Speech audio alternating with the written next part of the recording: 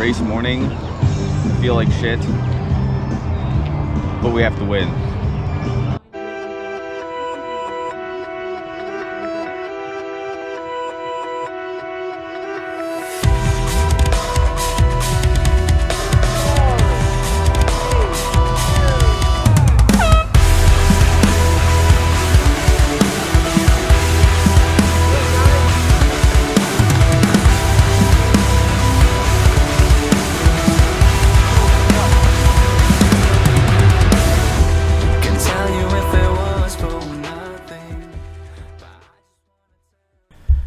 Good afternoon at the time of this filming. Welcome back to the vlog. My name is Filip Latocha, and today we are going to be talking about my race recap of the Lucky Leprechaun 10K race that was done in this time space. Basically a few hours ago. Usually I wait like a day before giving recaps, but today I've got a little bit of time to edit, to put some stuff together, and I still have like the race basically fresh in my head, so we're just gonna go ahead and talk about it. But before that, make sure you like the video, subscribe to the YouTube channel, because the Sarasota series continues as we are still learning to become the Florida man and continue winning races as we can for the next month or so. So without further ado, let's get into it. So let's talk race recap overall. Well, let's talk results first, I suppose. So in terms of results, I believe I ran something about 38 minutes and 25 seconds in the 10K, and it put me overall in second place for today during this race. Am I happy with second place? Totally.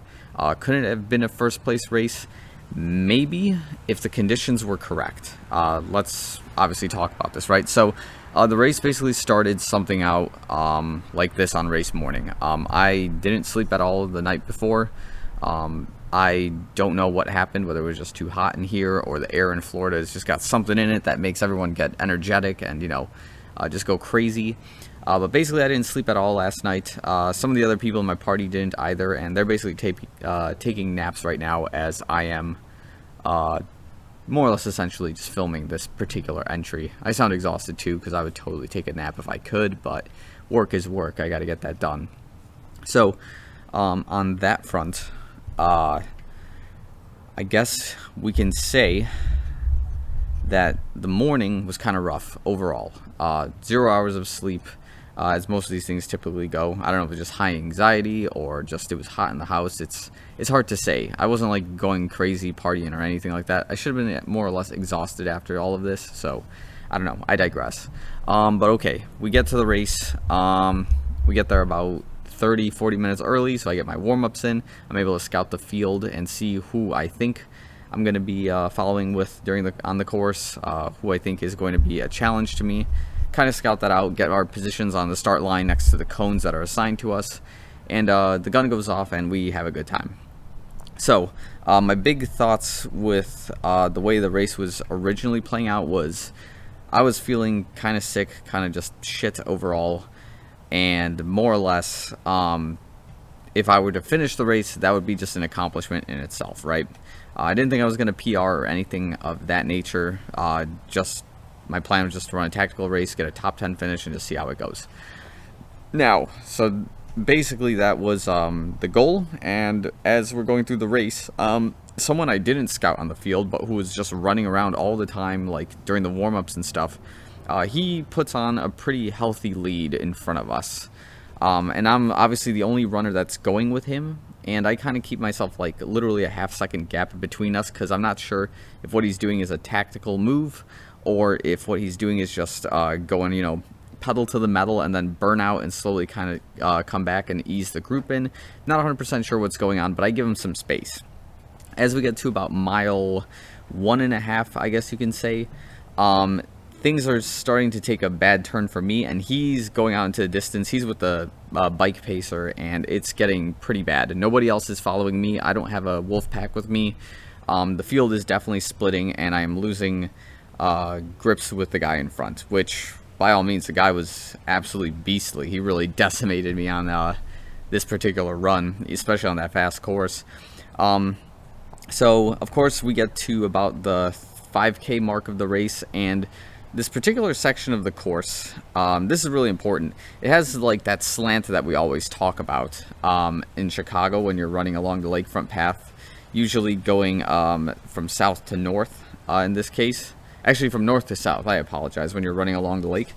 And more or less, I can't find a spot where the ground is flat, and what's happening is my right foot is striking the ground a little bit faster than my left foot because of how much distance there is between, you know, my hips and the ground as I'm hitting it. And this is not good for the ankle that I injured before I got to Florida. It's starting to like really feel pretty bad, more or less. And of course, there's a few little hills that we have to climb just to get back onto the main course. We go through a couple of the turns.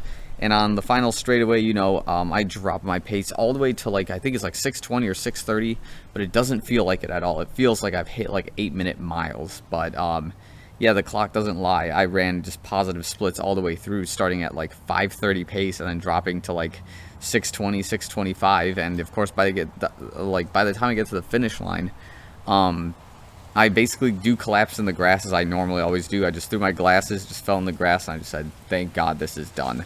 Now, 38:25 is not necessarily my 10K PR. It's about 20 odd seconds off from it, but given the conditions of, you know, the race and my current shape, my fitness, and how I was in 2019, I'll take it for what it is. I'm not complaining about that whatsoever.